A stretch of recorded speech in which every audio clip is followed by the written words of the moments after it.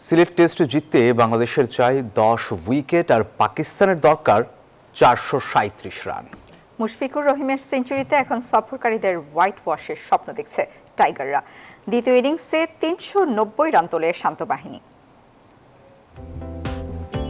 সকালের সিলেটে ছিল খানিকটা শঙ্কা, দ্রুতই ফিরে যান অধিনায়ক নাজমুল শান্ত। 15 রান করে বিদায় নেন তিনি। তখনও হয়তো কেউ বুঝতে পারেননি সামনে অপেক্ষা করছে মুশফিকুর রহিমের মহাকাব্য।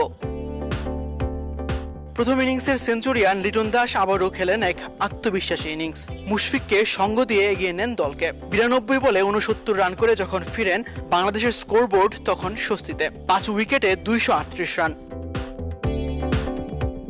এরপর মিরাজ ফিরলেও থামেননি মুশফিকুর রহিম। যুক্তরাষ্ট্রের 1 নম্বর জিম চেইন গোল্ড জিম এখন আবারও বাংলাদেশে। বসুন্ধরা আবাসিক এলাকা ও বসুন্ধরা সিটি শপিং মলে টেলেন্ডারদের নিয়ে প্রতিরোধ গড়েন তিনি। তাইজুল ইসলামকে নিয়ে সপ্তম উইকেটে যোগ করেন 77 রান। চা বিরতির আগে 90 রানে অপরাজিত ছিলেন মুশফিকুর রহিম। বিরতি থেকে ফিরেই দেখা পান ক্যারিয়ারের 14তম টেস্ট সেঞ্চুরির, আর তাতেই ইতিহাসের পাতায় নিজের নাম লিখেন এই অভিজ্ঞ ব্যাটার।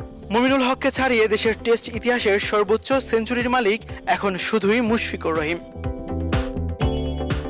শেষ পর্যন্ত 233 বলে 137 রান করে শেষ ব্যাটার হিসেবে আউট হন তিনি। বাংলাদেশ থামে 390 রানে, আর পাকিস্তানের সামনে ছুড়ে দেয় 437 রানের এক কঠিন লক্ষ্য। শেষ বিকেলে 2 ওভার ব্যাট করে পাকিস্তান বিনা উইকেটে 0 রান নিয়ে দিন শেষ করেছে শান মাসুদের দল। মুশির সেঞ্চুরিতে দুর্দান্ত এক দিন কাটিয়েছে বাংলাদেশ। জিততে হলে পাকিস্তানকে করতে হবে রেকর্ড 437 রান। সেটা কি করতে পারবে পাকিস্তান? তবে টাইগারদের লক্ষ্য এক ঐতিহাসিক সিরিজ জয়ের। সিলেট আন্তর্জাতিক ক্রিকেট স্টেডিয়াম থেকে তাসবিহ শরণ, নিউজ 24।